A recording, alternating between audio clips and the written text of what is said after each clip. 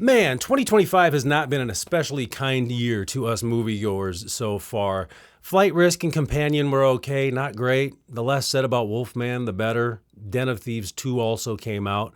It's now Super Bowl weekend, and there's a reason that they don't release movies like Dune 2 and Oppenheimer on Super Bowl weekend. But we're 5 weeks into the year now, and it's getting pretty bleak out there. Maybe this Valentine's Day themed rom-com slasher horror mashup named Heart Eyes is going to be the one to turn the tides for us. If not, I feel like good things are just around the corner.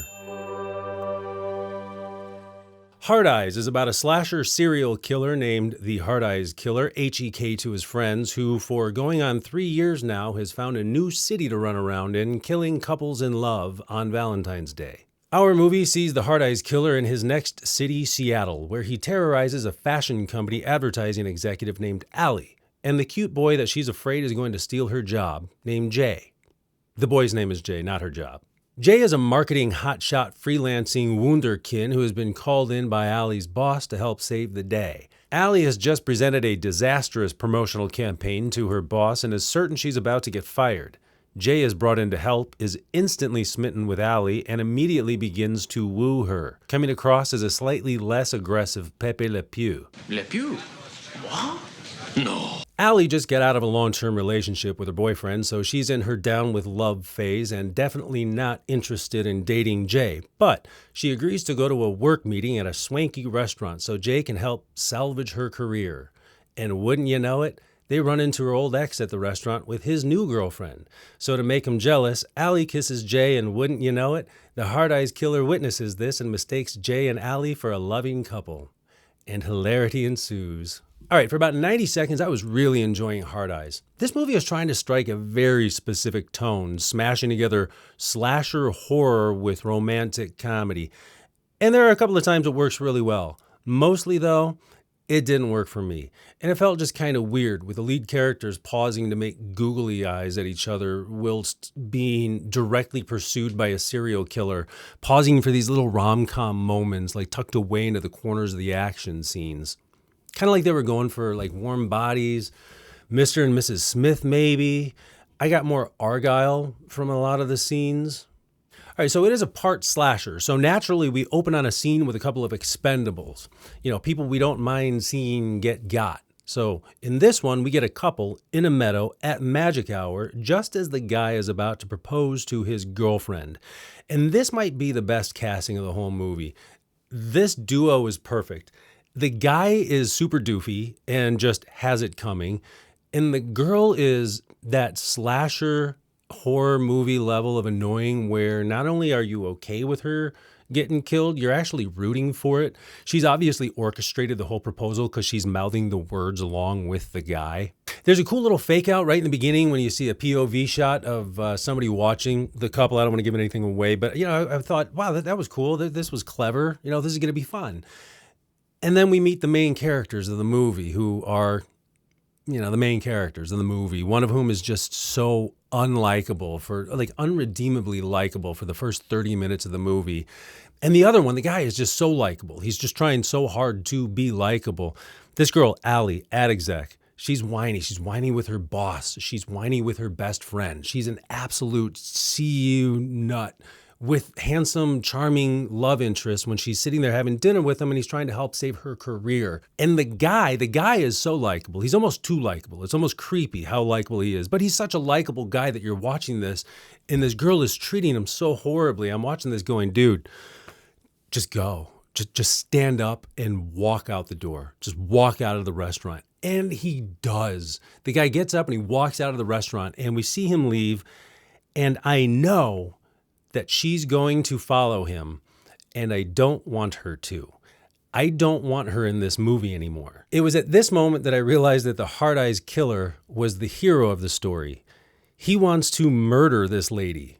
And I don't mean to just trash on this character or the actress at all, but I mean, she really did. She nailed the bitchy role so well. The character is supposed to be jaded on the whole romance and love thing, but the actress so overshoots her target that it just comes across as just cruel and bitter and somebody you don't want to root for at all. She never comes back from it. But whatever, that's the rom-com part of the slasher rom-com. There's the slasher part 2, the Hard Eyes Killer, who, he's a serial killer. And he runs around killing people that are in love or people that he thinks are in love, and that's it. That's the whole thing, and he wears a mask with hard eyes on it. And once he chooses a couple, he fixates on that couple and he stops at nothing like the Terminator until he gets that couple, which is why he is terrorizing Allie and Jay for the whole movie. And we also get other kills. And speaking of the other kills, you've pretty much seen all the good ones in the trailer. A couple of that you aren't seeing, but I don't know if they're worth the price of admission. This movie reminded me of My Bloody Valentine, which I did see in the theater and I did see in 3D. And I remember having a very similar experience to this movie, which I would call disappointment, but that would mean that I would have had to have high hopes for it in the first place. Look, and it's not that I just didn't give Hard Eyes a chance. Like I say, every movie that I sit down to watch, I want to be the best movie that I've ever seen. But this movie feels like it was just telling us from the get-go not to expect too much from it. The marketing was not that fantastic. They're dropping it on Super Bowl weekend, so I don't feel too bad about having low expectations for this one. I think Devon Sawa was in this movie. He kind of looked like Devon Sawa. I saw his name in the credits. Devon Sawa, of course, immortalized in the horror genre with Final Destination. He plays a detective on the case, hunting down the Hard Eyes Killer. His partner is played by Jordana Brewster, who was in The Faculty, which came out right around the same time as Final Destination. So it's kind of like a reunion of millennial era horror legends, I guess. And they're okay. Not sure what Devon Sawa was doing. I think he was going for some kind of super hammy, aggro male, in your face type guy. Didn't quite land there. The rest of the cast is, they're kind of fine. Especially Allie's friend, her best friend, and her boss. Allie's best friend, didn't catch her name. She's like this sassy, speaks her mind Latina girl who just completely disappears like 10 minutes into the movie. She's there. She's like this force there supporting Allie at her job, in her relationships, and then she's just gone. 5 years ago, this type of no-nonsense speaking Latin American side character best friend would have been labeled problematic, would have been ridiculed for enforcing negative stereotypes and marginalizing people of color. But now it's fine. It's fine again. We've looped back around, which is fine. And, look, this girl is no White Men Can't Jump Rosie Perez or My Cousin Vinny Marissa Tomei, but she reminded me of those performances. But then, yeah, she's like this force, and then she just dips out like 20 minutes into the movie.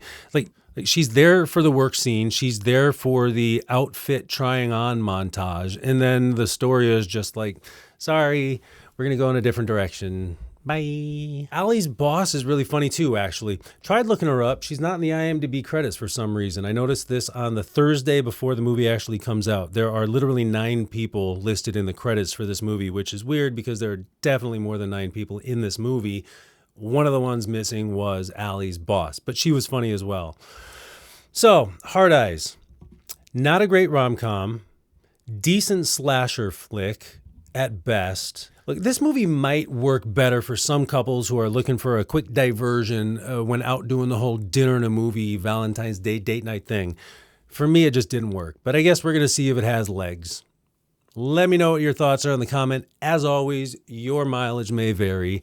Thanks for watching. Make sure to hit like and subscribe. We'll see you in the next one.